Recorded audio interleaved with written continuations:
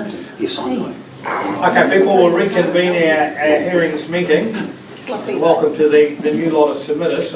One thing I'd just like to say to you before you come up is that you'll notice there's 4 councillors missing here today. All of whom are apologies, but they're all watching on, they'll be all watching you on tape, so they'll be hearing the submission just as we're hearing it here. So I could call Ariel Tamari. Yeah, you just sit down there, Ariel. Thank you. Pretty easy stuff here, pretty informal. You get 7 minutes to talk to us and we get 3 minutes to ask you questions, and you're on live stream. Well, thank you anyway for listening to us. I did have some concerns. I've just come from burying my brother over in Palmy, so I've come straight to this meeting for myself. As always, Ariel. Thank you.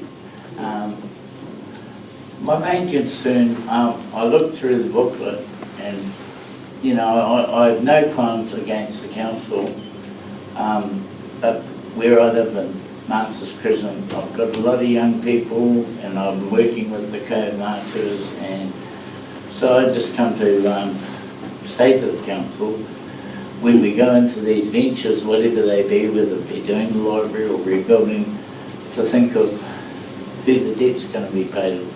And it was a learning point for me doing this for my brother, because I've just finished cleaning his mess up and it's stressful.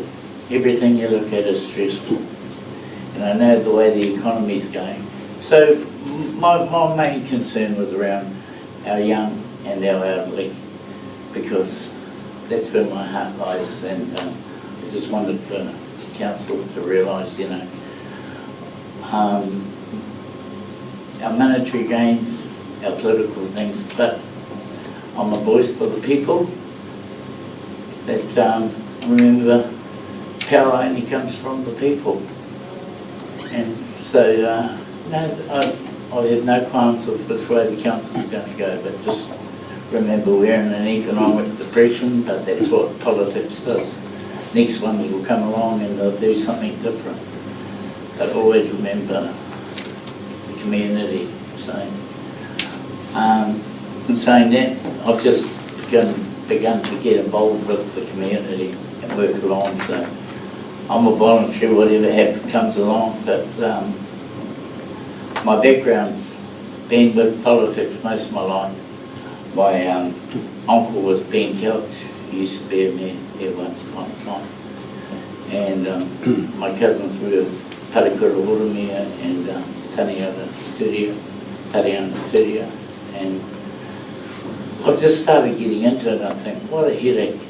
Everything's a headache, but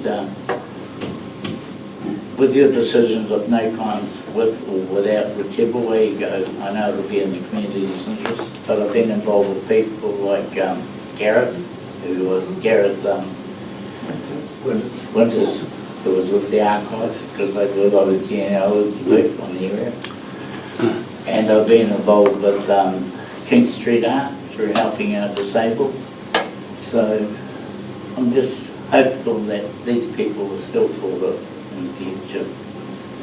And otherwise, you're doing a great job, except for the Plumman Roadies. You get sick of them sometimes. They're always ripping up something, but I know it's to improve the town. So. Thank you. So thank you. No, Aaron, just stay there because there might be some questions. Might I just say, and it's really good that you've come along and presented, because it's people like yourself that really, this is the whole process is for, that we can hear from. We often don't hear from people like you. Any questions? Oh, well, there's no questions anyway, Ariel, so thank you so much for coming, and we debate next month. Thank you. Okay, we have Simon Casey from the Wairarapa Water Advocacy Group. David, you want to go? Before you start, Geo, I've got a conflict of interest with Simon, so thank you. I just want to And Joe, you've already declared. Damn, I've lost a vote. Simon, you get 7 minutes to speak. We get 3 minutes to ask questions, and you're on telly. Great, thank you, Mayor Caffell, and thank you to the councillors too for taking time to listen to our submission. I'm asking all three district councils and the Greater Wellington Regional Council for funds to undertake a review of all the water storage options identified by the now terminated Wairarapa Water Limited. This is to determine the most appropriate option going forward for the Wairarapa. Since the Wakamokau consent was submitted and declined, a number of factors have happened that could affect it. These are a new political environment. We now have a government more open to the benefits of water storage, which could enable funding. Ongoing drought forecasts. The Wairarapa has suffered a significant drought this summer, and NIWA is forecasting even more droughts for the region. Access to dock land. Previously, access to dock land was prohibited, but now it may be permitted under an easement arrangement. Examples include the Waimea Dam and the proposed Tuki Tuki water storage system. For the Wairarapa, this could allow a gravity-fed option instead of a pump system that was originally put forward. Piping for distribution. Although more expensive, it does have the advantage of not needing to take water from rivers during minimal flows, which was a major issue for the consent first time round. The study is expected to cost $150,000 and will review existing documentation currently held by Kanoa. The contributions are based on an agreed pro rata formula across councils as follows. Carterton at 14% would pay $21,000. South Wairarapa 19.6% or $29,400. Greater Wellington Regional Council 30% or $45,000, and Masterton District Council 36.4% or $54,600. The total being $150,000. What I'm not asking for is a commitment to proceed with any particular water storage option, only the study to find the best option. Along with the other three councils, I would also ask the Masterton District Council to include in their long-term plan recognition of the Wairarapa Water Resilience Study chaired by Dame Margaret Baisley and agree to its recommendations. Having said that, I'm delighted to see the formation of the Wairarapa Water Resilience Group with the support from the councils. The Wairarapa Water Advocacy Group is working very closely with this resilience group, but it still should be added to the long-term plan. Recognition, the second point is the recognition of the need for the Wairarapa to have a bulk community water storage to protect it from drought. It has taken a lot of work dealing with the three district councils and the regional council on this issue. It would be so much easier if we had an amalgamated council and easier if we had our own unitary authority. The Wairarapa's economic prosperity is fragile and is highly dependent on a reliable water supply. We have suffered many droughts and we've had yet another this summer. The Tararua Ranges is a major catchment of rainfall with over 6 metres of rain annually. A reliable water supply via a water catchment system offers huge productivity gains and options for land use. It allows unproductive land to become productive. It allows for land use to change from agricultural to horticultural. It is a community water storage system we are seeking. It is not just for industry and rural use, but to improve the resilience of the region's water supplies. We would want the lake that would result from a community water storage system to be available for recreational use. Even hydropower from stored water could be considered as another opportunity. But for any chosen option, it would be unaffordable for all the councils to fund the capital development. We need this to be funded by central government. For this to happen, we need to clearly demonstrate to central government that the Wairarapa is fully committed to it. To achieve this, it is absolutely imperative that all councils unite behind this initiative and prove this commitment by funding the study.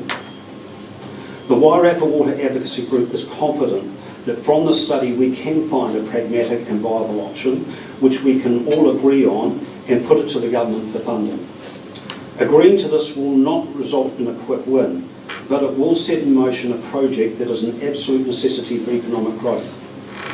For the sake of the Wairarapa economy and its future, please agree to this submission. Thank you. Well, thank you so much, Simon, for that presentation. Now, any questions for Simon? Yeah, Councillor Aya. Simon, thank you very much for your presentation. My question is, there's a bit of funding being asked for.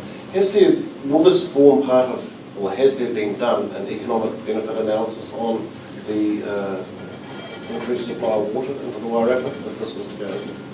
Yes, there has. The problem is that all that information is currently held by Kanoa, and it's part of that that we want to be able to extract, and it would form part of the study, is that there is a clear economic benefit. All that work has been done. We have only had access to parts of all the studies and reports and documentation that are currently held by Kanoa, and my understanding is that this will be provided to the Wairarapa Water Resilience Group, and from that we can extract that information. But on that, we still believe that what we have to get underway now is a review of the options, that on the understanding that that there is economic benefit and that can be proven, and it still stands. We still need to find the best option. Thank you. Any further questions? Yes, Councillor Goodman.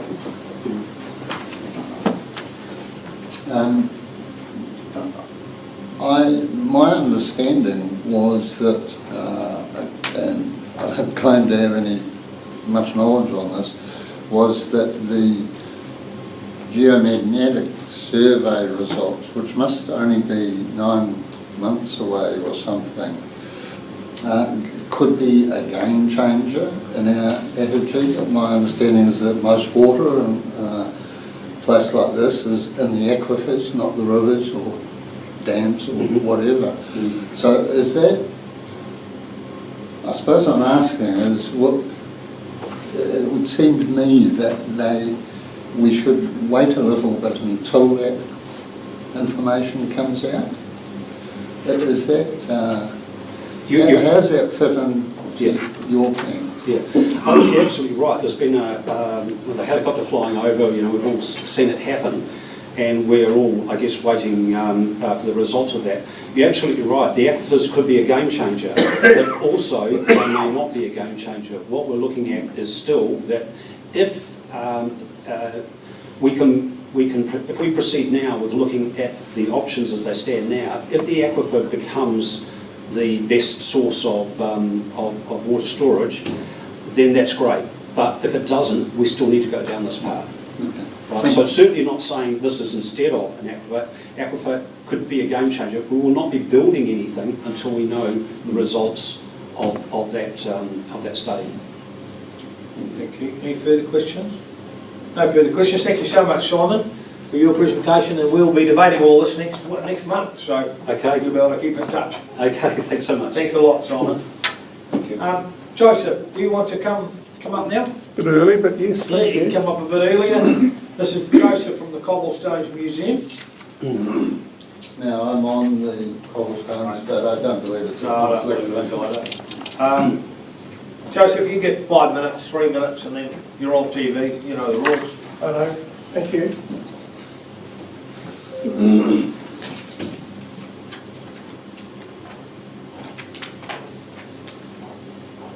Tēnā koutou. Thank you for the opportunity of speaking to you.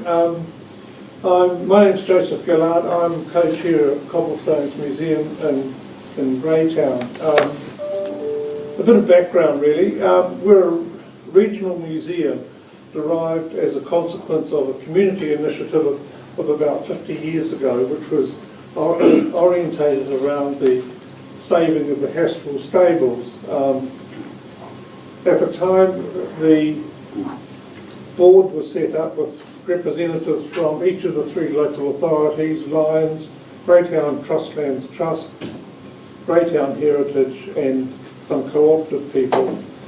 Brent here is your representative, and I represent Masterton. Over that period, and I think probably for the whole of the period, each of the 3 councils has contributed toward our basic costs. These cover things like insurance, rates, and electricity, and basically keeps the doors open.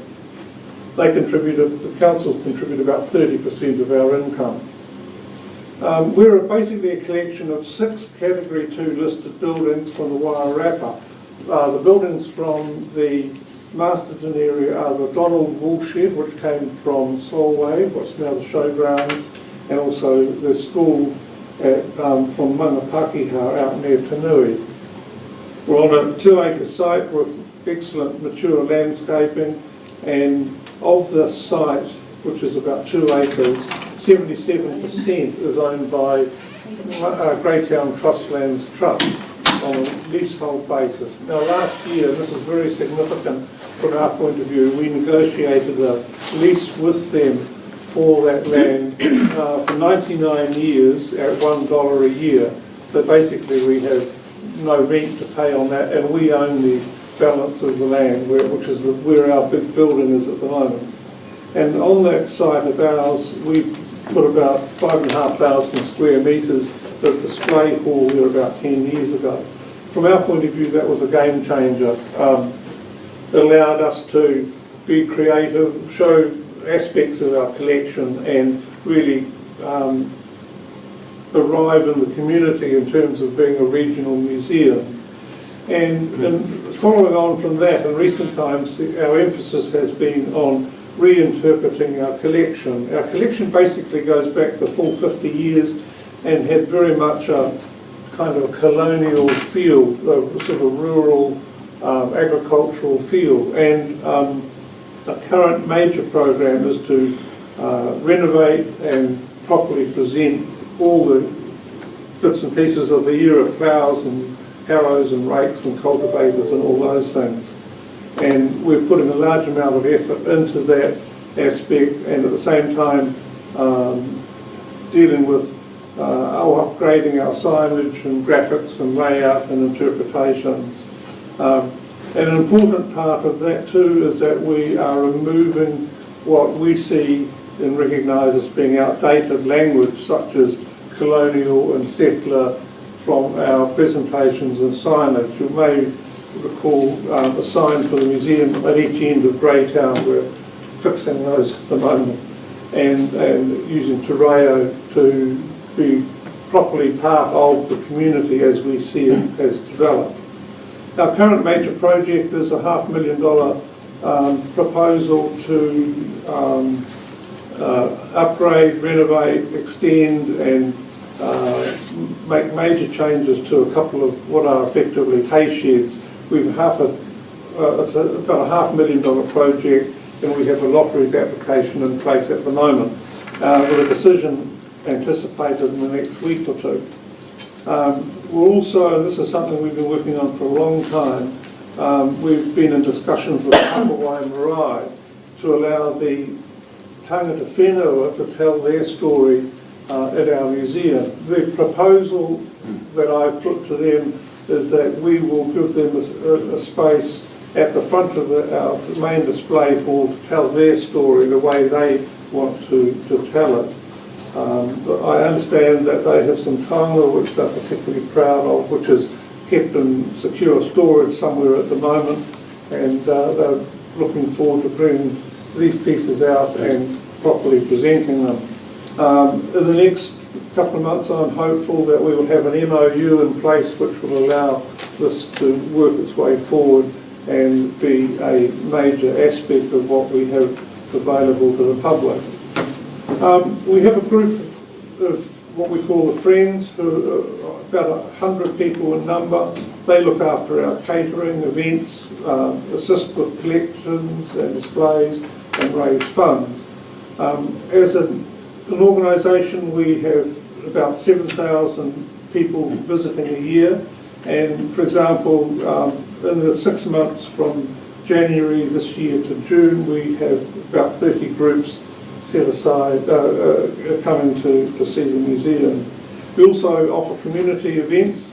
We have a couple of open days in July with Koha entry. We will be celebrating Matariki.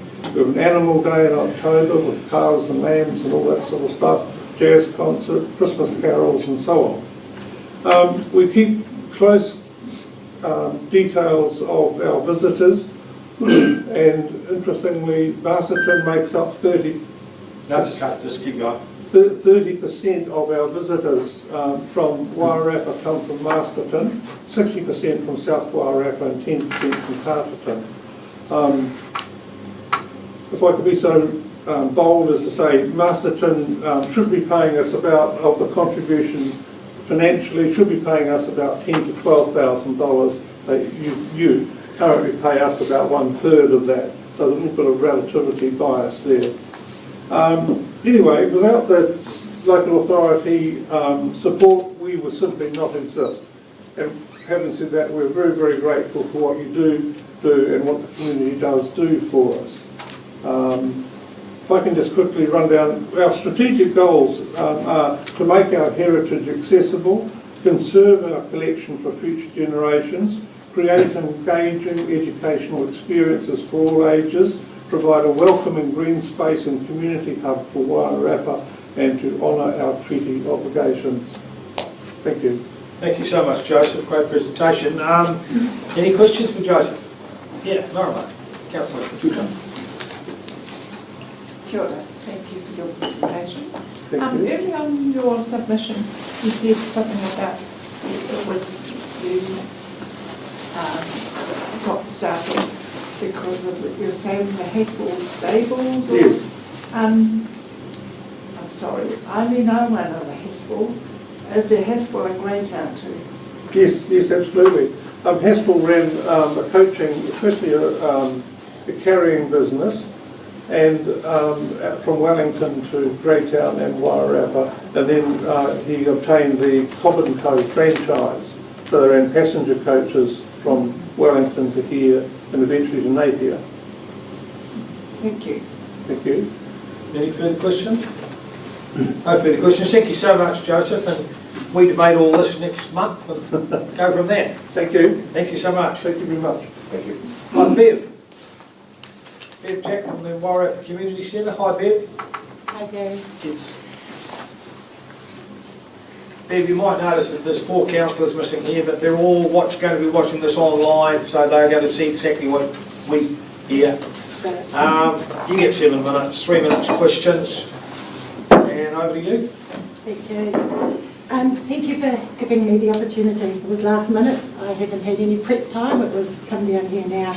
But I believe that I'm a local girl. I've been in the role as the manager for the Wairarapa Community Centre for 11 years. The community centre itself has been operating for 22 years. We own a building just down in Perry Street, which we purchased. And we purchased the building after being in a rental property, and it was demolished. And we had to prove to our funders and our community that our services were needed. So a meeting was called here at the town hall, and the numbers were backed up at the door. So clearly our community are very good at showing what is important and what is needed to their community. And it clearly identified at that time that a community centre was still needed, and funding was purchased to, and council contributed to that, was used to purchase Perry Street now. In the submission, we were on the 3-year long-term plan. It was our first time ever getting on the 3-year long-term plan. We've received our portion for this year, and unfortunately we now hear this news that it may go to a 1-year contestable fund again. And I think being local, I go back to the fact that I've seen in many businesses, and it's been in another business I've been in a national business, where we see this whole turn after 10 or 15 years where things evolve and we go back to how things used to be, or we change things because we feel that this is what the community needs, but we don't look at what the history's been. And when I look back at what's happened in our community over the years, we've had a very dysfunctional community in the past, and a community that organisations have protected their patch. And that is because funding's been an issue. And we now see exactly the same thing happening again.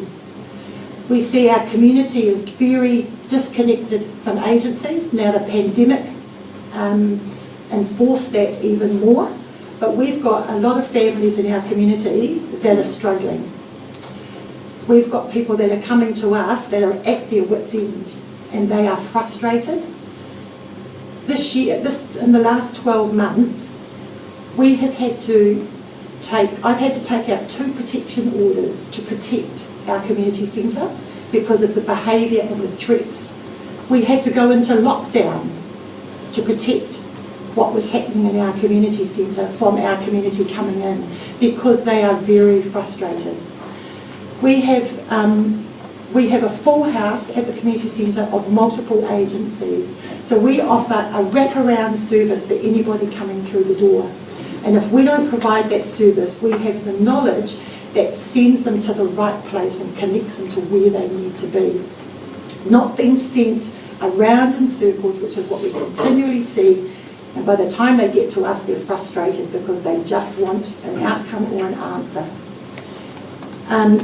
Our answer is we need partnerships, and we believe we have lots of partnerships with our community, and we need partnerships with our funders. And I work very well with our council and our staff, your staff that you have here, for community projects. And what I see in our community as well is now our agencies are protecting their patch.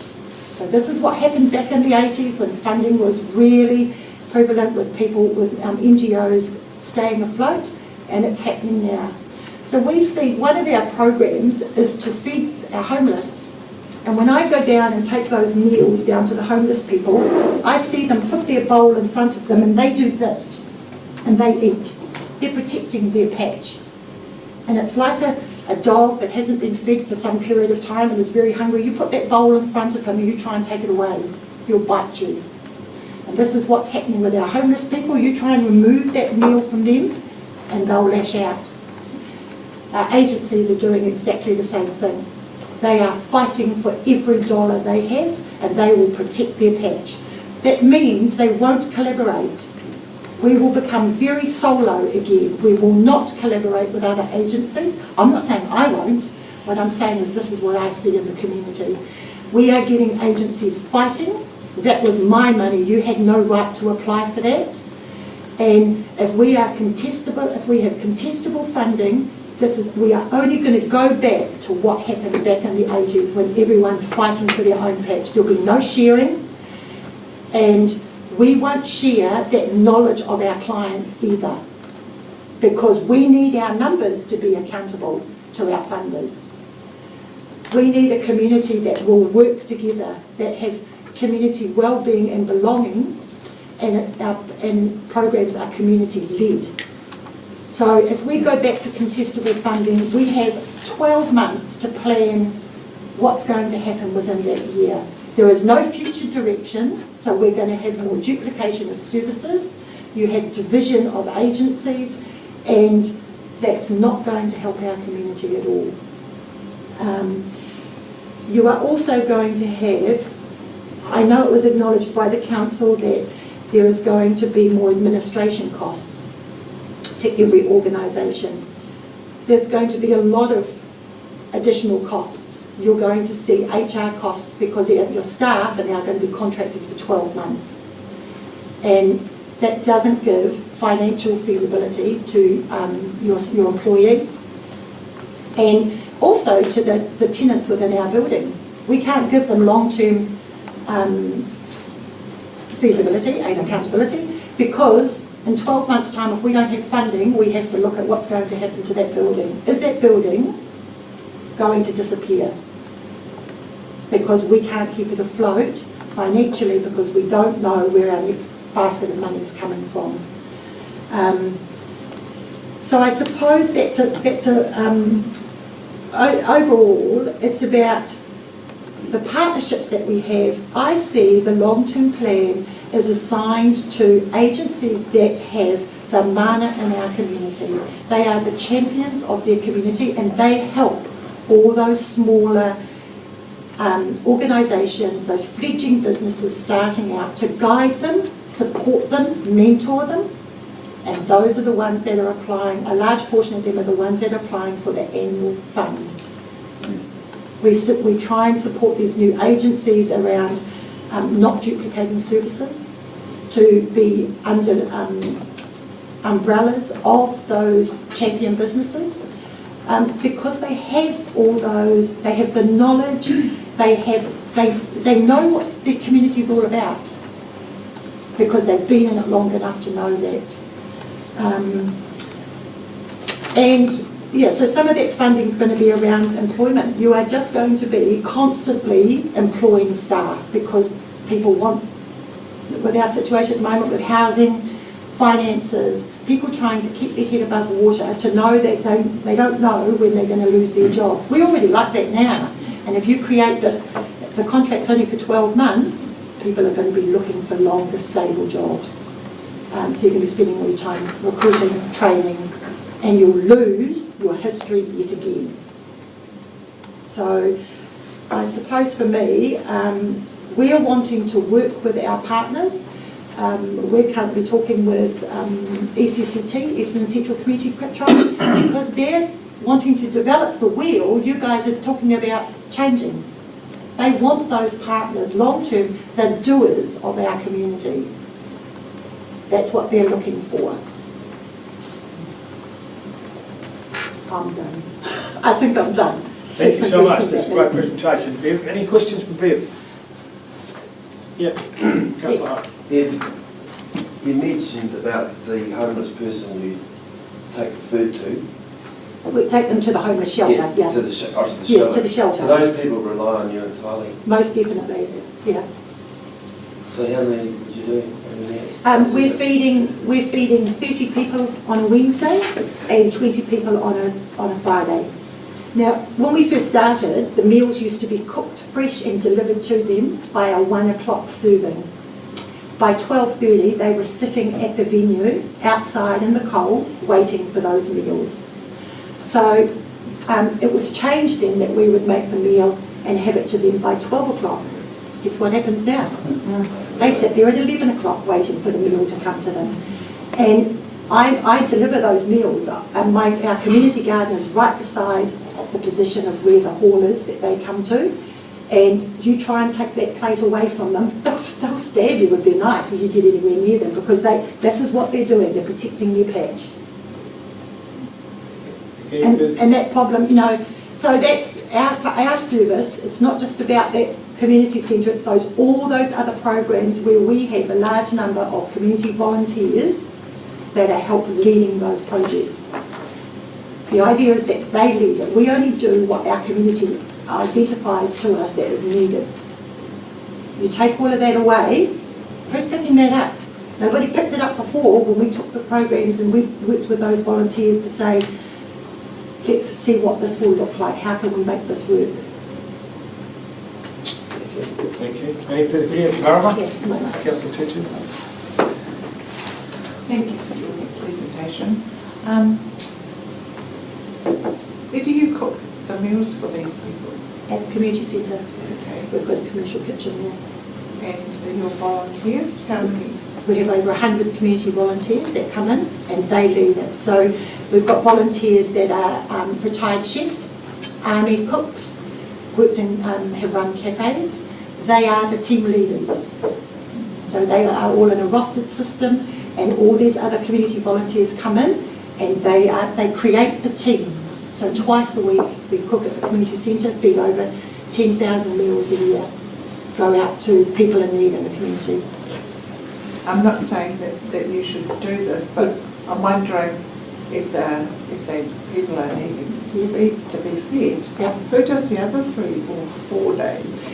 So the church does one. They do the Monday because it's the church program that it's situated. The shelter's situated at the church.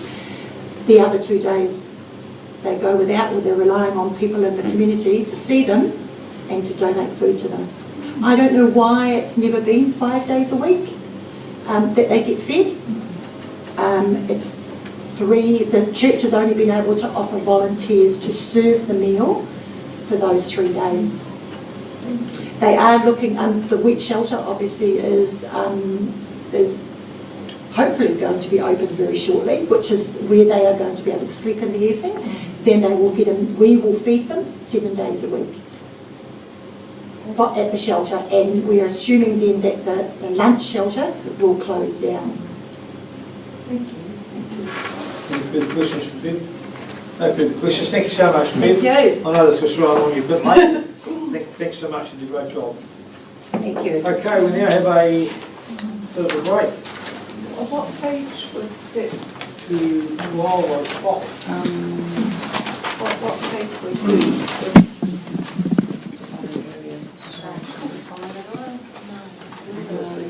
Page 72 was the one about the community centre.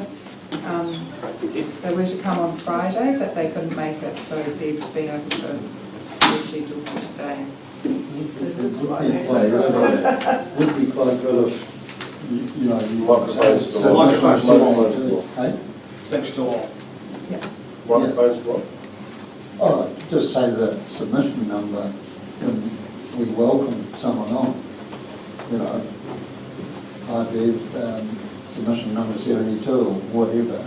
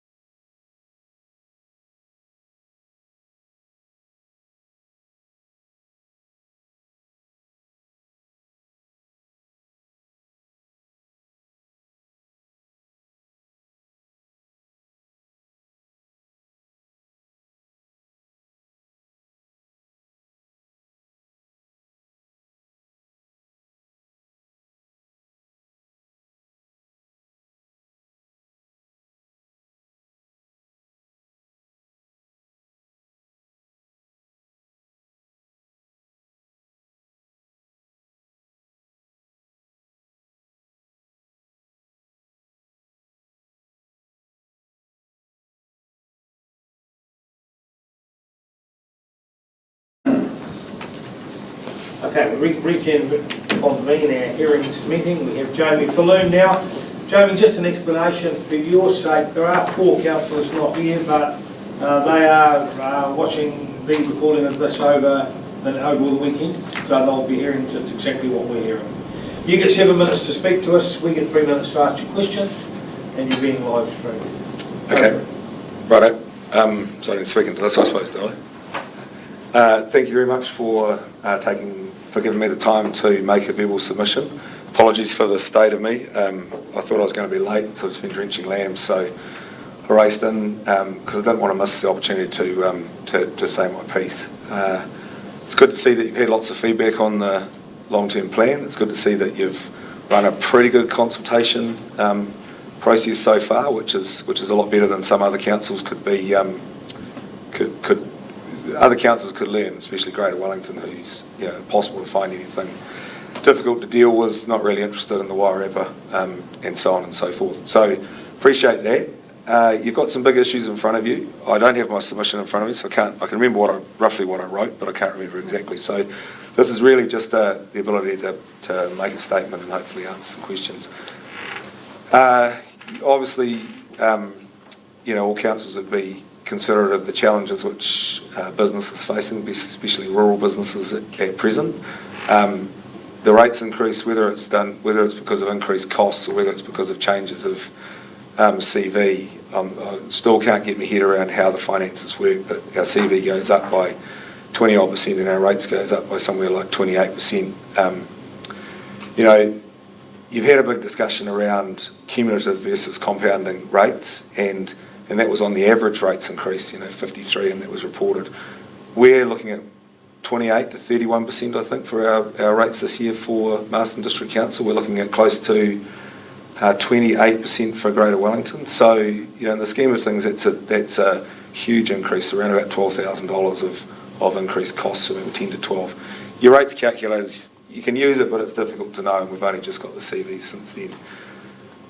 The Reserve Bank Governor obviously has been looking to someone else to blame around interest rates and the OCR, and so he's decided to blame councils and insurance companies and said, you've got to pull your heads in, you've got to moderate your spending. And I think it's a good warning for people, for councils, to say, have a look at your spending, actually go back to a zero-based budget. The principles of budgeting in tough times is you don't start with last year and add your costs of inflation onto it.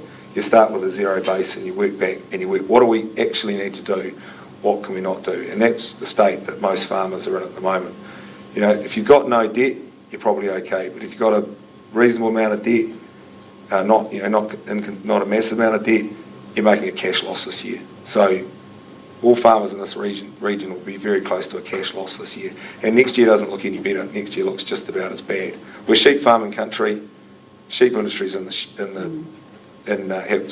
excuse the swearing, having a challenging time. And so we just ask you to be considerate about the spending. And so I look at examples of Masterton spending and I think, why in God's name did you waste that money? So you drive out to Riversdale and you put a lovely new sign at the Blairlogie turnoff. It tells you where Wairarapa is, and it tells you where Tanui is, and it tells you where Riversdale is, it tells you where Castle Point. What a pointless sign. That thing looks like it would have cost $20,000 to $30,000. Now, it might have come from the government's free money for the bribe with Three Waters, but that did not, you don't need a sign there. Most people have got cell phones. You've got cell phone coverage there. If you're lost, look at your cell phone. Who needs a giant blue sign on the side of the road? Now, if the government paid for all of that, then shame on them. If the council paid for any of it, shame on you guys as well, because that's not helping us on the roads. We're out there at the moment, Higgins are digging holes in the road to find out what its strength's like, right beside potholes which have been sitting there for 2 years. It's just ludicrous. And they don't bring any extra material out. They've got all the gear. They've set up 15,000 cones and 3 traffic lights and everything to dig 2 little holes in the road.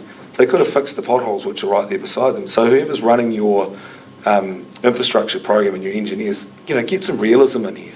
Get the guys in and say, stop repeatedly wasting our money. They came out the other day to brush the bridge off, okay? And you'd laugh at this. 4 utes, 2 traffic lights, another Higgins ute with a brush on it to brush the stones off the bridge. Honestly, it's ridiculous. It's ridiculous. And that has been, I know there's health and safety, and I know it's dangerous on the roads because people don't take any notice of 30k signs, but you've got to start going, hey, this is not on. This is not how we do it. So, I know I'm probably running out of time, but a couple of specifics. Town halls are nice to have. Bowl the front of it. Don't spend any more money. Don't go and spend 48 million and hope that ratepayers are going to thank you for wasting their money. And the hope that you get all these donations, get the donations first, then come back to us with a proposal. If David Borman wants to buy it, and all those people who have supported it, sell it to them. You know, put their money where their mouths are. Don't use my money to fund that.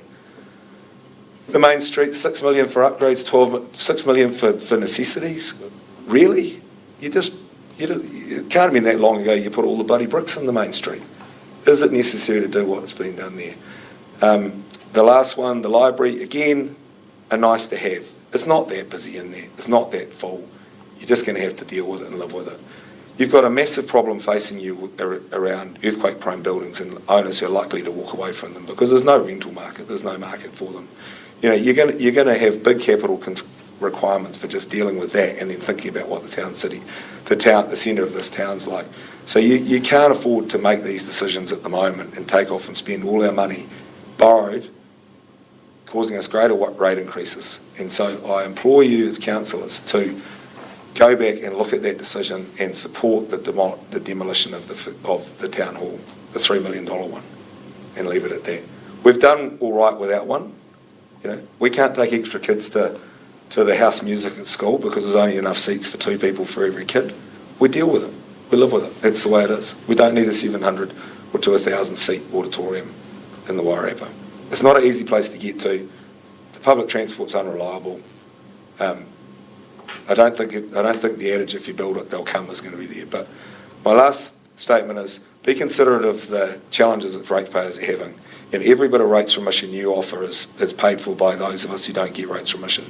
You know, we're making a cash loss as farmers this year. You can't keep banging 28% on us every year. Our rates will double in 3 years and compounded if that's what you keep doing. You've got to show some restraint. Thank you. Thank you so much, Jamie. Questions for Jamie? Councillor Holmes. Jamie, I asked the same question yesterday for another submission, but would you know just offhand the cost? You mentioned the 12,000 increase in the rates. What is that costing you in stock units? So how many stock units are paying for that? Well, it doesn't matter how many stock units you've got, David, because you've got to pay rates, you've got to pay insurance. So our standing charges of getting started on 750 hectares of farmland are now close to 100 grand. That's before we've even spent any money on actually making any money. That's our rates and our insurance and our administration and stuff. So for us, that increase, it would be $10 to $15 a stock unit, I suppose, something like that. But the point is we've got to spend this money to get started. We've got quite a lot of houses. We've got a high capital value, so we rent those out. So I understand that why our capital value is where it is, because it's not based on the land value, it's based on the house values. But I still think that the services we're offered in return for the rates we're paid are a little bit minimal. And I know it's mostly targeted to roading, but the way they spend their money, our money, on those roading jobs, it's appalling. It's appalling. Any further questions? No further questions. Thank you so much, Jamie, for your presentation. We deliberate next month, so we'll keep you in touch. All right. Cheers. Thanks for your time. Thank you. Right, Cheryl. 103 ambulance. This is number 84. This is page 528. Thank you. Cheryl, you've been here before. Many times. 7 minutes, 3 minutes, you're on TV. Excellent. Thanks. Kia ora, everyone. Thank you for having me present today on behalf of Wellington Free Ambulance. As you'll be aware, in the 2021-2022 year, Masterton District Council was asked by Wellington Free Ambulance to increase their funding to $1 per head of population in the Masterton District area, of which Masterton District Council kindly obliged, and we thank you for your support and your generous commitment to the organisation. However, with the long-term planning taking place at the moment, what we're proposing is a new partnership agreement, which would be set on a 3-year agreement like we have done historically, at the $1 per head per population. And so, as an emergency service, we are free. We have no cost to our communities within the district, and we are the only emergency ambulance service in the Masterton district. So our key proposal would be to have an agreement that we have in place securing funding from you for the next 3 years as part of the long-term plan, and instead of a fixed annual grant amount, which is what we've received in the past, that we ask that you favourably consider that the yearly amount be based on your population and actual increase. We both know that the population growth here is occurring, and it's been averaging about 2% over the past 5 years, with that actually outgrowing the national average of 1.3% in the same period. So our proposal that we've put forward is, rather than having a set 3-year amount each year, that figure be adjusted slightly to accommodate your population growth. We believe that our emergencies are, providing our service at no cost means it saves lives and it prevents people from not calling us when they're needed, when we're needed, and it aligns with our vision to stay free if we can secure that funding and support from yourselves. The paper we've provided has provided some breakdown figures around the number of incidences that we're being called to, but approximately 4,000 incidents were attended in the last 12 months, with 7,000 over the entire Wairarapa region. And that's averaging about 11 emergencies a day. So it's probably a little bit clearer for me in my presentation. It's, can we have the dollar per person in the population, but can we also secure for the 3 years going forward that we adjust that figure according to our population growth? Any questions? Excellent. Any questions for Cheryl? Looks like you convinced everybody, Cheryl. Thank you so much. Fantastic. Thank you very much, guys. Thank you very much. Thank you. Greg and Jacinda, if you want to come up now, we can take you. Hi, Greg and Jacinda are from the Five Towns Trail Trust. That's 86, page 542. You will notice, Greg and Jacinda, the 4 councillors missing. They're all watching this on YouTube, so they're getting exactly what we're getting. Sure. Okay, just go for it. Thank you. Kia ora koutou katoa. Your Worship, councillors, thanks for the opportunity to present to you. As you know, I'm Greg Lang, and I'm here as Chair of the Wairarapa Trails Action Group and also the newly formed Five Towns Trail Trust. And with me is Jacinda Johnson, who you know from Wellington NZ's Regional Economic Development Team. So we're here to invite you to be part of the biggest social, environmental, cultural and economic game changer Wairarapa has ever seen. 90 kilometres of signature trails linking Wairarapa's 5 towns with Wellington CBD, and over 100 kilometres of experience loops. Jacinda. Kia ora everyone, hopefully you know me. I'm the project lead for the WEDS. I'm employed by Wellington NZ as part of their regional economic team. We're a large organisation, and regional ED is only really 10% of what we do. A large organisation with a big mandate and a wide network of stakeholders to help you unlock opportunities for the region. It's my team at Wellington NZ, that's the Project Management Office for the Regional ED Plan. It's owned by the Leadership Committee and funded through the GDAB Targeted Economic Rate. The plan highlights projects with potential for high economic impact and allows our region to align funding and resources behind these. Wellington NZ has just refreshed the plan with a narrower scope heading into the new financial year, but the good news is that we will be retaining the 5 Wairarapa specific projects in the plan, which include support for the 5 Towns Trail. Wellington NZ needs a lead agency to partner with on each of these initiatives, and in the absence of such an entity in Wairarapa, we funded development of the 5 Towns Trail Charitable Trust this year to the tune of $35,000. I'm here today to vocalise Wellington NZ's support for the Trust, as it meets the elements we're looking for in a partner organisation: a connection with iwi, a connection with the commercial sector, and buy-in from community leaders. There is an opportunity to help the Trust accelerate the project through your long-term plan and drive outcomes in partnership with Wellington NZ, iwi and local government. Wellington NZ will back up this modest investment with other support.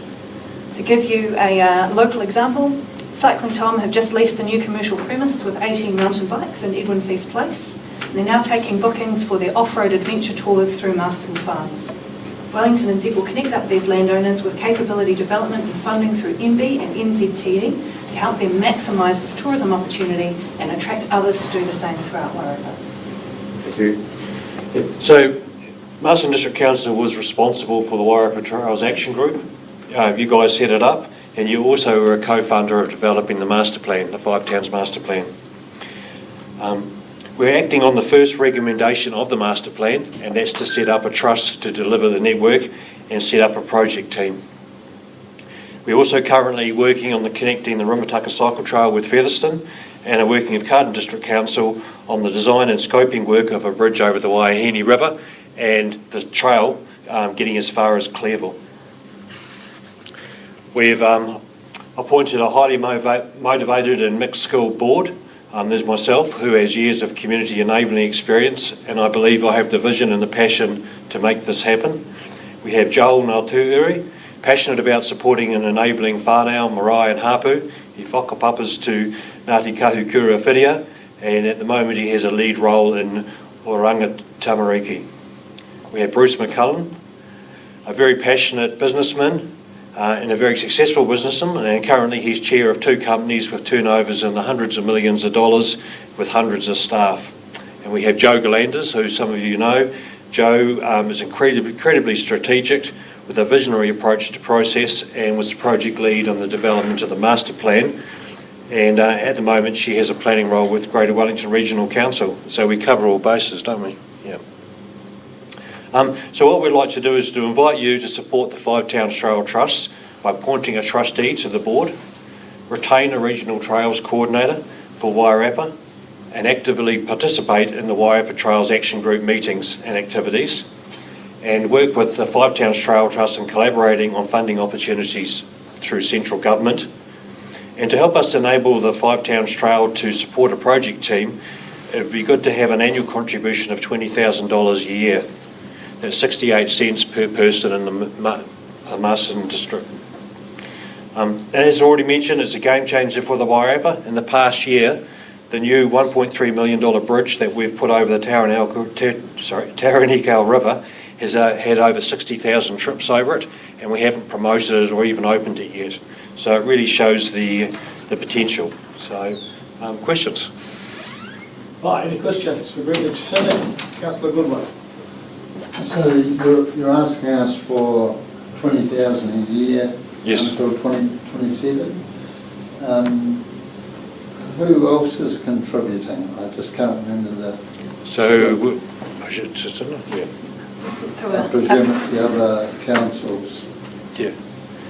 So we've asked the other 2 territory authorities for the same amount they were asking Masterton District Council. And we presented to Greater Wellington on Tuesday and have asked them for $60,000. Okay, so you're just asking for 20,000 off each? That's right. And it's not to fund the build of the project. The build's a $32 million project, but it's to support a project team that can basically build it. It can have conversations with landowners, do scoping work on design, and also create other opportunities, especially in the funding area. Thanks. Thank you. Joe. My question is around north of Masterton. Yes. Obviously, this doesn't solve it quadratically. Is there any plan on extending trails north of Masterton, say to Pukekohe? Yeah, there certainly is. Stan Braxmar, who some of you might know, Stan has done a lot of work on that, working at the Pukekohe Mount Bruce. And we've always got our eye on the rail line too, to see what happens there. It would be terrible for the rail line to disappear, but it'd be a fantastic cycle trail as well. But yeah, and there is a proposal to go from Ekatahuna all the way over the Tararuas and come out in the back of Shannon there. So you see what happens around the rest of New Zealand. It brings so many opportunities, activities, and yeah, it is a game changer. Yeah, and if we can get as far as Clearville, we've already had conversations with the Wainara Industrial Estate owner about using some of that access through there as well. And there is possibility of coming in the Upper Plain Road too. Yeah, so, but yeah, it'll happen, and the visitors will come, and your locals will use it as well. Yeah. Any further questions? No further questions. Thank you, Greg and Jacinda. Thank you. We have our deliberations early next month, so we'll let you know how we go. Thank you very much. And just one last thing, please. So many Waipa projects fall over because when funding is allocated to projects, there's a caveat that all the other TAs have to do the same, or they have to be part of it. But if you believe in this project and you want to see Masterton to be part of the 5 Towns network, please support it on its merit. Don't put a caveat in there, expressing that all the councils have to fund it, because if one council doesn't, it pulls the pin on the whole thing. So, yeah, please don't put a caveat, and hopefully you'll support it. Thank you. Thanks so much. Thanks, Greg. Thank you. Thank you. Right. She should be here.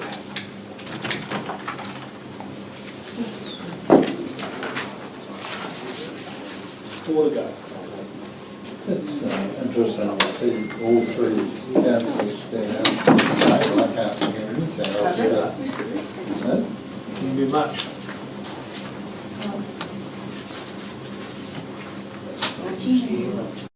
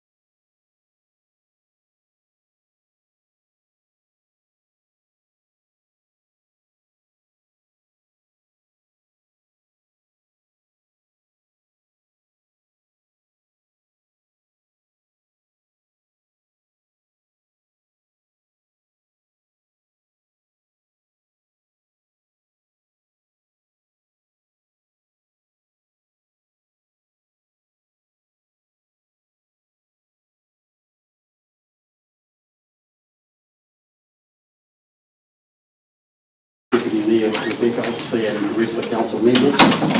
We make this submission on behalf of Golden Shears. I guess many of you have probably heard about this project we're anticipating or trying to put in place. It's not new to council.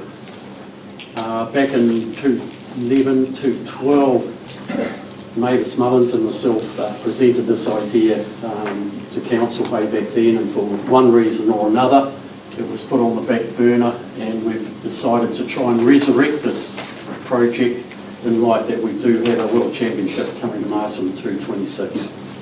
So the idea, as you probably have the papers in front of you that we submitted, I'll start with the concept idea. Way back, the late Craig Cooper, Darryl, Hart and myself were standing in the stadium. We thought, how can we expand, make this place better? We've been there, Golden Shears, for sort of like late 50s, 60 years at that point. And we thought, what can we do here to actually enhance the building itself and lead us forward for many years and create a wonderful asset for the Masterton District Council? So we decided, we looked, and automatically the light bulb came on. We looked at a possible multi-function facility above the foyer at the stadium. And we sort of put the ideas, took them further, put some ideas into place, went to Rigzodi, obviously, got some concept ideas written down. We've got plans here way back in those days, which are still pretty relevant today. I think probably most of you may have seen the concept ideas, have you? I'm sure you have. So that's how it started.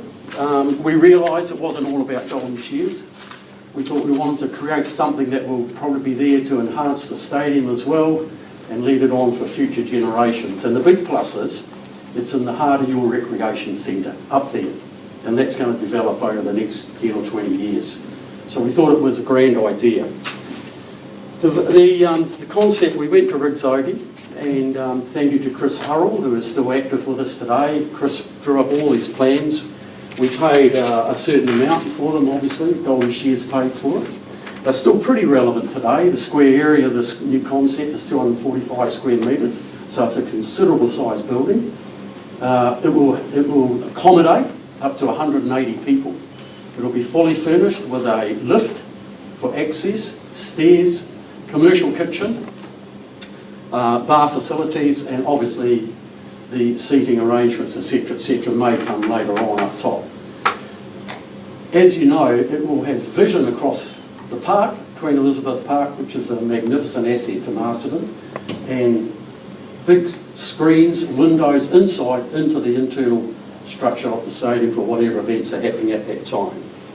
So it will be a great building. It's all on your plans, what it may look like. Sorry, I've got to get back to here. So we're resurrecting this again.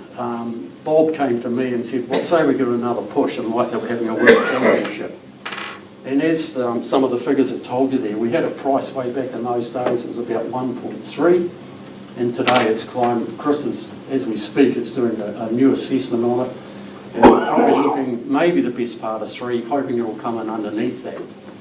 So there's obviously, we want more specific details on the new plans, which Chris is doing. There's the engineers' reports, updated engineers' reports need to be done on that, and that's what Chris is doing. I think they're nearly in the final stages. So I'm sorry I can't present an accurate pricing on it, but it will happen in the near future if required. So I'll let Philip come in here, the recognition of the idea, and Philip, you might like to take over there in that paragraph. Yes, the recognition of the concept, and as Greg mentioned, when it started in 2011, of course that was the time of the Christchurch earthquakes. Now, we virtually forgot about the idea of pursuing council for this project because it had so many other priorities, and so it has been on the back burner for all that time. And because of our application to hold the World Championships in 2026 will be probably a grander event than we had in 2012, we'd like to think that we have a really good facility for our visitors, that is the officials that come, judges, as a dining room area. We can it's something that would enhance a great deal over what we put up with now. When I say put up with it, we think, to me, the dining room is really substandard for that type of people who come from all around the world to such a grand event. So really, that's why we're pushing it again, trying to bring it to the fore to see if we can't get something done just to enhance the experience that our overseas visitors can enjoy. Thanks, Philip. We'll just move down a paragraph there that says progression of the concept. Now, Bob, Francis and myself have been doing some fairly serious work in behind the scenes. We're already talking to funding providers. We're obviously not down to the point where we're signing papers or anything like that, but we're certainly getting a very positive response. We know it's difficult out there, as you guys all are well aware, but we're still reasonably confident we can come up with a balance what this project may cost. As Philip said, it's so important. Look, Golden Shears, we're the catalysts for trying to get this off the ground. And Golden Shears is an international name that is so held, I can't emphasise, Golden Shears is so held in high regard, not only here in New Zealand, right around the world. And it's a major identifying point in Masterton. This will enhance our operation and safeguard it and give us extra kudos and mana for the next, 10, 20 years. But we're well aware Golden Shears is only a week or two of any one year, calendar year, but this facility we see is a multi-function facility for Masterton, for the rec centre up there. I've already had a conversation with John Prendergast. We don't want to have a conflict of interest with Copthorne, and he didn't see any conflict of interest. He said Copthorne's down that end of Masterton, everything has to go that way. There's nothing really up this end of town that can accommodate a nice conference, whatever required, say the best part of 200 people. So he sees it as a great asset up there. Just turning over again. Philip, you might want to come in here. I won't say anything about the seismic reports. I think we were very pleased to hear that the seismic report came in quite favourable for council, and that you're not having perhaps spend too much money on any upgrades there, construction-wise, of the building, so that to us perhaps it frees up some of that sort of money that this project might go ahead. I've already mentioned the construction costs, and we have a ballpark figure at the moment. As everything, as the years tick by, obviously all building costs do go up. But we've been in close contact with Chris Hurrell, and he's hoping for around that $2.5 to $3 million range, and hopefully there will be a sort of a reserve in case overrun of costs, etc., etc. So we have thought of these sort of things to carry on with. I've mentioned the design, basically, the concept design. So it is a multi-function facility, and I see it being a great asset to Masterton. And again, we're probably looking in the crystal ball what activity this could generate. Now, I'm not sure on the usage of the stadium at this point in time. I believe council get a monthly report from Belgravia, which I went around and saw Nicola this morning, so you will have that information. But we want to get this grand old stadium up and really working. I'm not saying it's been neglected over the years, but there's been no capital expenditure on that stadium since it was built in the early 1950s. It is structurally very strong, it has many years in front of it, and I think again, if we can imagine a facility up there, and if it generates more usage, it will certainly start, I don't say it'll pay for itself, but it's a wonderful asset in the rec centre there. And as I look back over the years, and it's only come to me in recent times, I've never ever seen the stadium marketed by this council. You know, it's people going there saying, oh, that stadium's there, we might inquire and want to do something in it. But if you can imagine a marketing program on that stadium with a beautiful conference facility, a VIP room, what it could generate, the usage of it, sporting activity, all sorts of exhibitions in there. It would help us at Golden Shears. So I think there's unlimited use could happen in future years with that stadium, but it may need a bit of effort from everyone required, especially in here, to really get it moving for future years.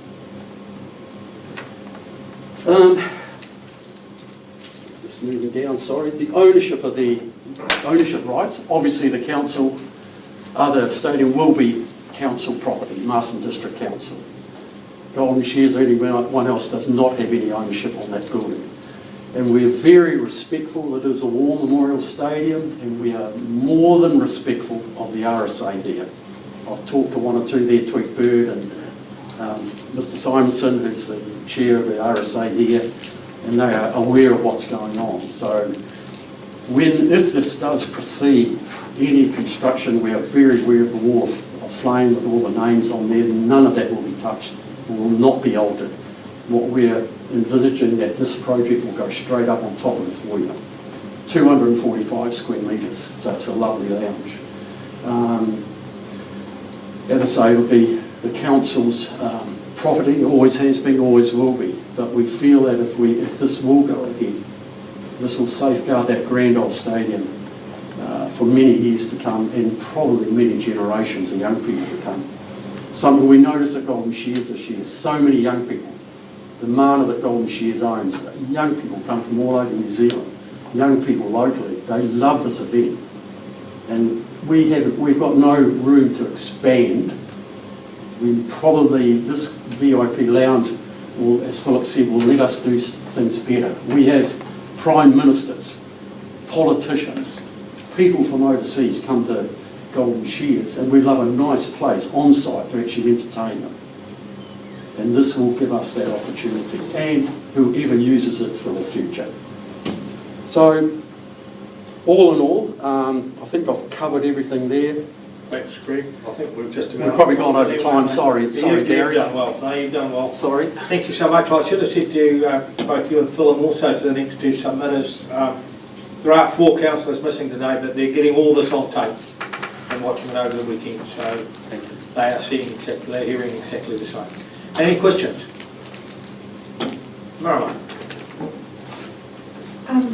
Do you see the Masterton District Council as the sole funder of the project that you've got in mind? No, I don't. Now, I don't know. If the council will give an allocation to kickstart this, we are quite prepared to go out and fund as much as we possibly can. We realise while it's not a lot of money, it may not seem a lot of money, 3 million, but in this financial environment, it probably is. So we will take some responsibility of trying to fund it. Now, if we can't get our allocation of money through funding, the project probably won't proceed. There's no way that we are going to put Golden Shears in any debt or mortgages that cannot afford that sort of carry on. After all the thousands of people that have kept that going over the years, for us to come in here and say, oh look, we're going to have a $500,000 debt which we have to pay, it doesn't work. So it will be zipped, and that's the end of it, until maybe it rises again. But we will be responsible for some funding. And while we do have some reserves, if we'd had World Championships and had gone and passed and we still had reserves, if we probably could put more money towards it, but we're going to have to keep that in the bank, if you like, because we're still applying to raise money to run the World Championships in 26, and we're looking at probably a budget of 800 minimum just for that whole event. Any further questions? No further questions. Thank you so much, Greg and Phil. We deliberate next month, and no doubt you'll follow, and we'll keep in touch with you. Thank you very much for your time, ladies and gentlemen. Thank you. Thank you. Thank you. Emily Crowfoot.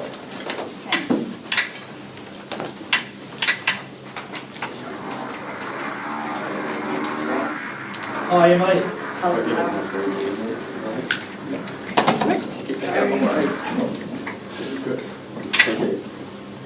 You get 7 minutes, Emily, 3 minutes, and then you're on TV.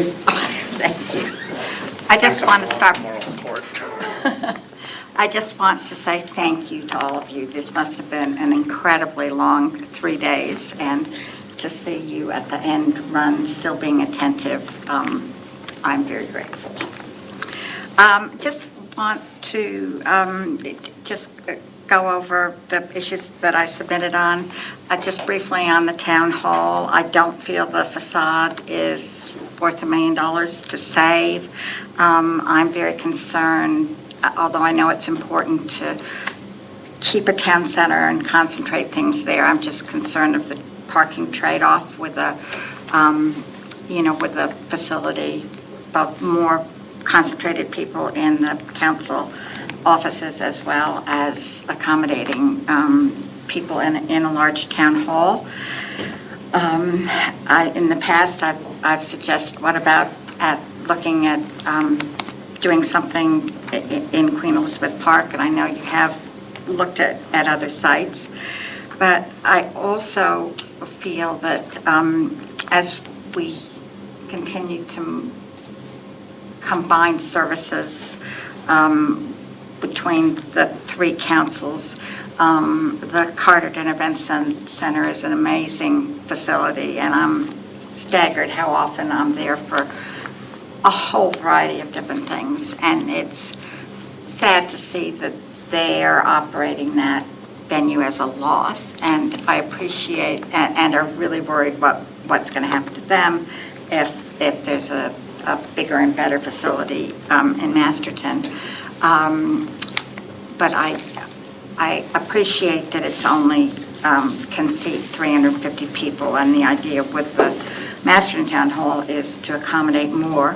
But I also remember when there was a great amount of money put into both the Rathkeel Auditorium and also which I believe is $700, and the Waiapa College Auditorium, which I think is $1,200. And I know it's not easy to work into a school schedule, but those facilities exist, and certainly adding in a budget for security over for a weekend event, that's going to be a lot less than funding a whole new center. So I just ask that everybody keep that in mind. How much do we really need it if we're looking at one Waiapa and there are other facilities? I also, my feeling about the library is, yes, it's an important facility. It should be expanded, but I think combining it with the archives is a nice to have, not a need to have. And in terms of the town center, I have multiple sclerosis, so I'm mostly on sticks when I'm on crutches when I'm in town, but all of the beautification that's happened so far has come at the expense of parking areas. And, if you look at 10cc or Don Luciano's or Park Street, and I find that, very frustrating.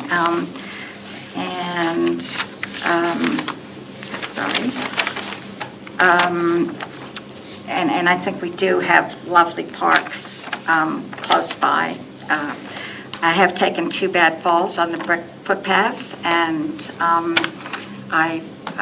when they were wet and my crutches slid out, and I just think it is important to keep those maintained.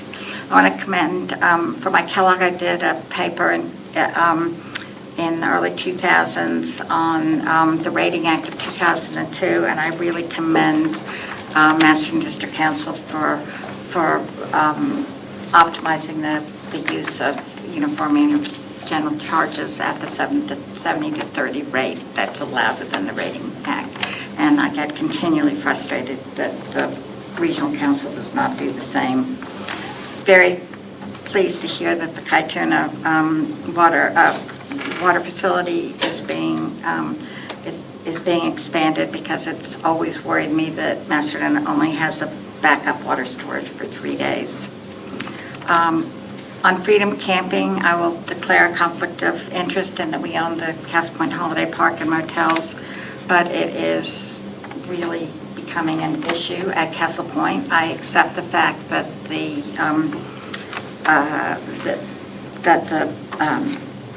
basically the councils are are bound to have freedom camping unless it is excluded. I wish the legislation had been the other way around, that freedom camping was allowed in, only in certain areas.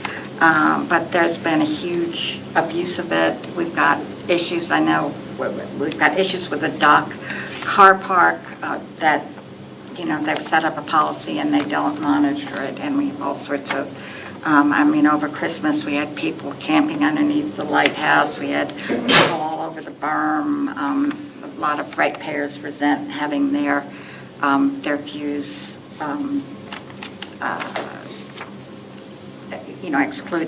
excluded by that. And basically, once when I was in Australia, I saw that there was a sign outside of a tourist town that said no overnight parking. Didn't talk about camping, didn't talk about whatever. And there's certainly many people at Castle Point who would love to see something like that. And in terms of access to places for freedom camping, I applaud. There's so much abuse. I mean, the vehicles you see that don't have a toilet in them or anything, that have a blue camping sticker. I applaud the movement to having vehicles with plumbing in them being the criteria for that. But both the Tanui Pub and the Wakataki Pub have allowed self-contained freedom camping, in exchange for patronizing the pub, and to me that's an absolute win-win. The service is still being offered. It'll be a benefit to the two pubs, which we're so pleased are going again. And so then my last one is that we've lived at Castle Point for 25 years, and the sewage ponds were put in prior to that, and it was only this year when we were looking for a site for the backup generator for Castle Point that it came to our attention that the sewage ponds have never been taken out of our title. And I think that's an awful lot of infrastructure that the council has put on somebody else's land. We're completely cooperative. There's no question who it belongs to. It's not like we're going to hold anybody to ransom, but I do think sorting that should be driven by the council. And I can understand what happened because there was no cash exchange, so the land for the sewage ponds was exchanged for connections. So I can see how it may have gotten missed, but the amount of infrastructure there, I think it better get in council. Thank you very much. Any questions for Emily? No questions? Thank you so much, Emily, for your presentation. We debate all this next week. And Anders? I'll probably much along the same lines, so just keep it short. And basically, on the town hall, I think we've managed along for quite a while without it. I'd say in these economic times, rates have now become Castle Point Station's 6th largest expense. I used to sort of jokingly say that given what we paid in rates, I probably should have one staff person here dedicated to me because I probably paid their wages. They're getting quite well paid these days. It's just, I think it's sort of a nice to have. I think in terms of attracting people to the area, I'm far more supportive of expanding the library because I think that's a service that everybody uses. I don't think town hall really can.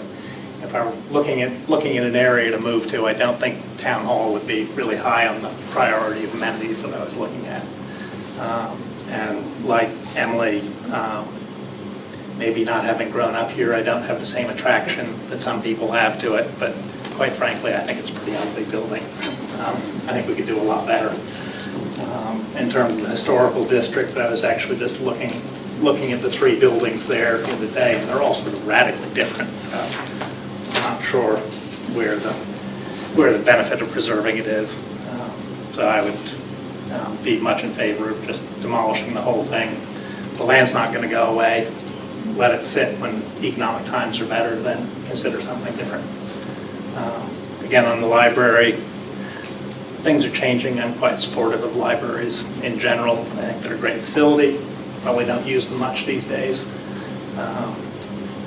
But as things change and people aren't reading books as much, but they're doing other things, I think it would be very useful to have it functional. And along the same lines with Emily, putting the archive in there would be nice, but yeah, probably not in these times. So I agree on the sort of preferred option of having some expansion, but not going whole hog as of yet. Yeah, so I think that's probably main points. Okay, any questions for Angus? Well, no questions. Well, thank you both for coming in. Great to hear from you. And as I say, we debate all this next month, and you'll read all about it in the papers if you don't read it in the news.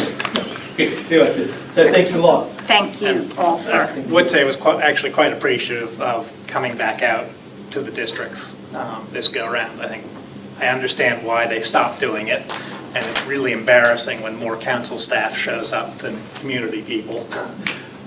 But yeah, I think it does help, and it's really nice to have that conversation. So I was very appreciative of that. And I'd also like that Councillor Holmes has been, very proactive in coming out to the Tinnery District, whether it's Anzac Day or the council meeting or other things, and we do really appreciate that. He was waiting for you to say that. No, that's great. Thank you. Thank you very much. Thank you. Thank you. Right, before we've Bye-bye. finally got to the finish of our Coming down the home stretch, you of our are. LTP hearings, we have a recommendations on page 6, but they have been changed, so I'm going to read the new recommendations before I move them. Well, I'm going to move on to the recommendation. Recommendation 1, that we receive submissions on the 2024-34 long-term plan consultation that were submitted by the 89 submitters that were requested to be heard, and that we heard 70, of which we heard 79, 78. We agree to accept 2 additional submissions from Recreation Aotearoa and Age Concern that were received after the May 6, 2024 that also wish to be heard. We agree to accept a submission from Karen Lundy received on the 24th of May to replace an earlier submission that had been recorded in error. We note that a total of 837 submissions, including the 2 late submissions, were received, that the remainder of submissions received will be published on the council website as soon as the processing of these has been completed, and that all these submissions will be formally received at the deliberations meeting of council on Wednesday, June 5. Point 5, we received the 5 submissions on the rates remission and postponement on Maori freehold land policy. 6, we note that no submitters requested to be heard by council in relation to the rates remission and postponement on Maori freehold land policy. And lastly, we note that officers will respond to issues raised through the submissions and hearings process in the report to the council's deliberations meeting on Wednesday, June 5. I will move that. Do I have a seconder? Seconded Councillor Tuta. Is there any questions? Councillor Woodland. The 7th point, will council, which they didn't do last LTP, reply to all the submissions, which is what used to happen. Replying to 837 submissions would be a lot of work, but we did it on the last LTP, I know that. You didn't? No. And I just think that we struggle to engage with people, and if we don't reply, it doesn't exactly encourage people to engage with us. So would you suggest that we, even if we reply by saying your submission has been received, thank you? Well, there must be an easy way of doing it. Don't ask me what it is. That, no, if someone responds that, submits that, you know, we do A, B and C, we need to respond. We can't respond till after we deliberate, because we haven't made any decisions. That's quite right. But can we take that point? Can we take that point up at a later date? Yep. I've just got another question. I was speaking to one of the submitters earlier, and she said that she did her submission verbally and was written down by an officer, and but it was recorded incorrectly. What do we do about that? It was recorded incorrectly. Oh, okay. Could you take that up with the officers too? Thanks. Okay. Harry will take that forward. So I have a mover and a second for these, the 7 points here. I'm going to put it. All those in favour, please say aye. Aye. Against? Thank you. Just before we finish, I'd just like to make a quick couple of remarks. First of all, I'd like to thank the staff for all the work they put into this. It's been a massive job by a very few number of staff, and personally would like to offer my thanks to Harry here, who's been on duty the last 3 days and has kept this thing running like clockwork. So thank you, Harry, for the work you've done. I would like to, and I mean this seriously, thank you, councillors, for the way that you've been really attentive, respectful. I think these hearings have been a real success in terms of the fact that there's been no controversy. There's been, I think we've handled it well as a council, and I'd like to thank you for that. And I'd like to thank the submitters. I think I've been on council now for 5 terms, and I believe that these group of submissions were the best group of submissions that we've heard since I've been on council. I think there was a lot of clarity, there was a lot of passion, but they were mainly constructive, and they were all very respectful. And so I'd like to thank the public who actually were heard for the way that they went about this. We now, yes, sorry. I'd also like to pass on our thank yous to Deborah, Anna, and Claire. Yeah, I was going to get to that. Oh, sorry. Yeah, that's right. Who saw. Yeah. Also to the girls who provide the meals and whatever for us. I think that they've done a great job as well. We now go forward and on the June 6th meeting, is it? But we do their deliberations. I think that all of us can safely say that there's been a lot of food for thought come out of these hearings. That there's people might think, looking in on hearings, that it's just an excuse for council to say that they listen to submitters, but that they'll go ahead and do what they want to do. I think, and I know talking around this table through the submission process, that I pretty think it's fair to say that some minds have been changed on various things, and that the debate will be made better by this process. So thank you all so much. We now look forward to the June 6th meeting, and I'll close this meeting. Thank you. And we'll now have a